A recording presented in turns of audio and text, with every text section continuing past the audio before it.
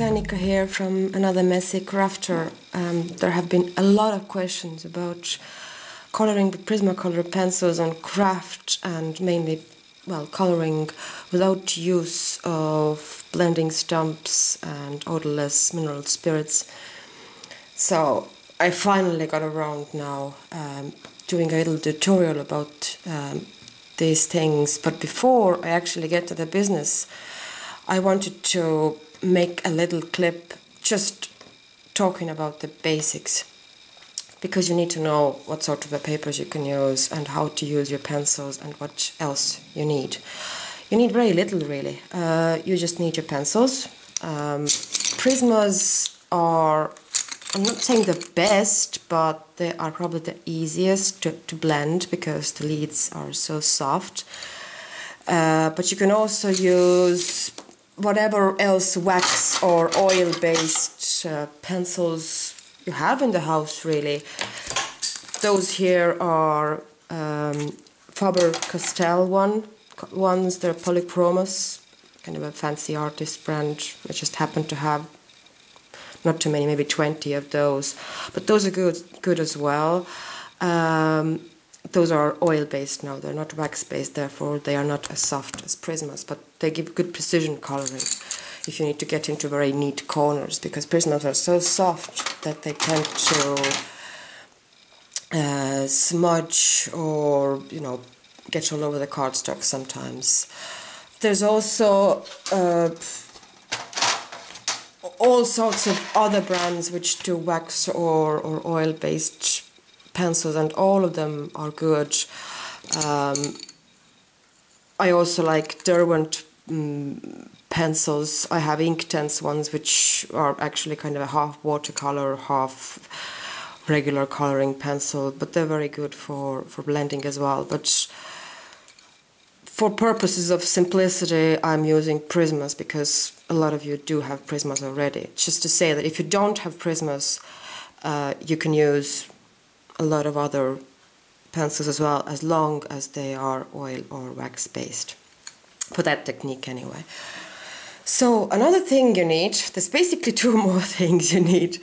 One is always have at hand a little sharpener. This one is just plain one I got from random art shop. I actually like that one a lot. I don't know what company makes that, Milan. It's a very good sharpener, because Prismas are hard to sharpen sometimes. The leads are so soft, they tend to break very easily, and the sharpening can be a struggle at times.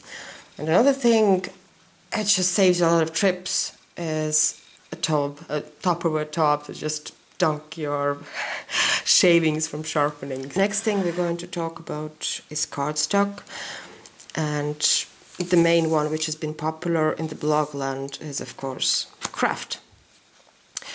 And craft is good, mainly because it has the very natural color. It's dark enough to give a good backdrop and make the light colors really pop.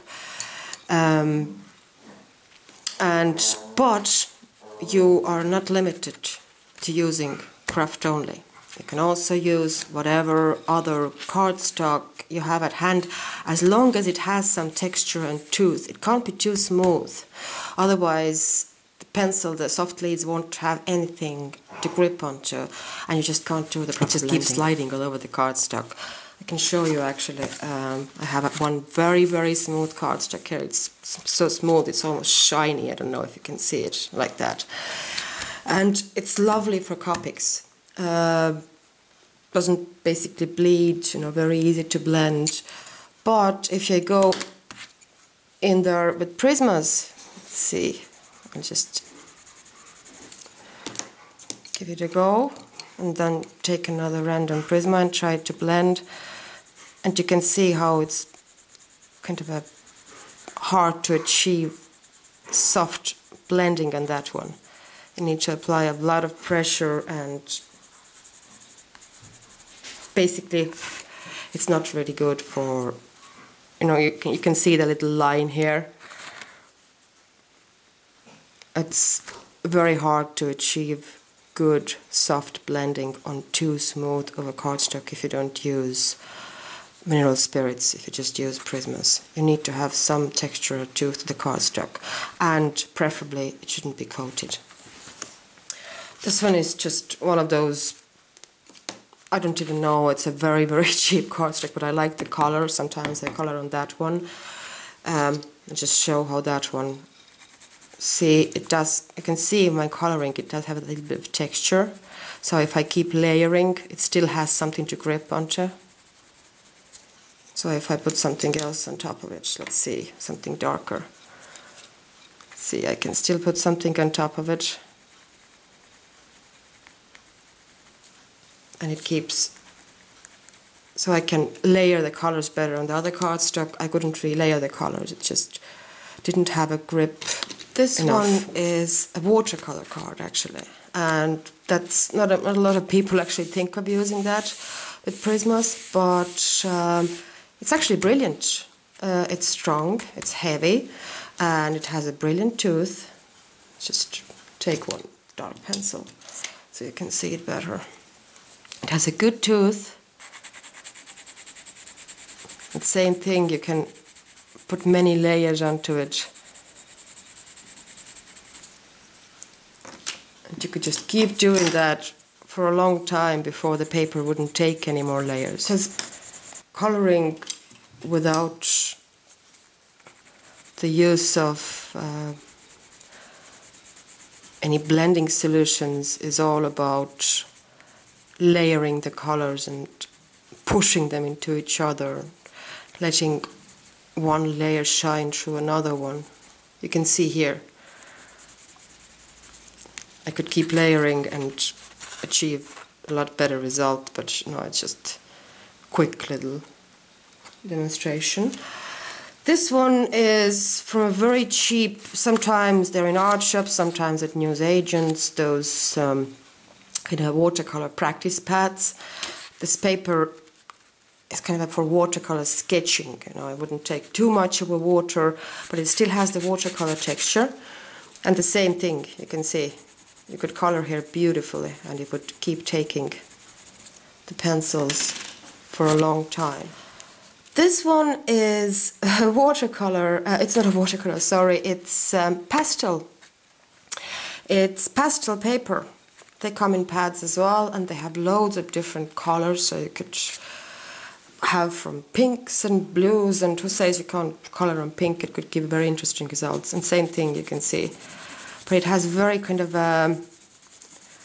strong texture, so you'd need to give quite a few layers before it actually would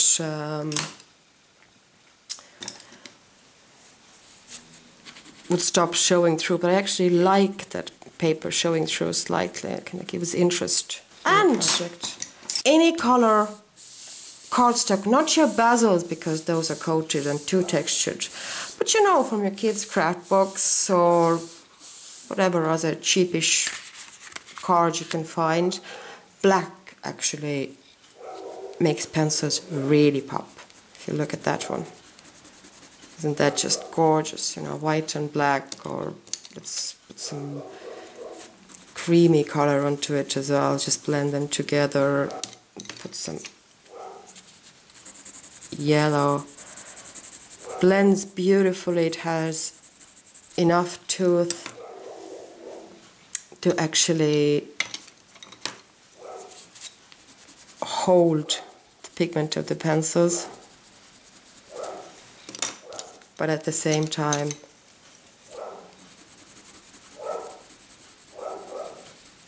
it's not too textured, so it gives a. And if you now say, oh, it's black cardstock, how on earth am I going to color something, you know, how am I going to stamp it? That's very easy. It's just a little example here, not colored one, but you just stamp in white, and then you can just color it in, and you know, you can see the outlines, and you can maybe afterwards then accentuate the outlines with dark pencils. That's very easy.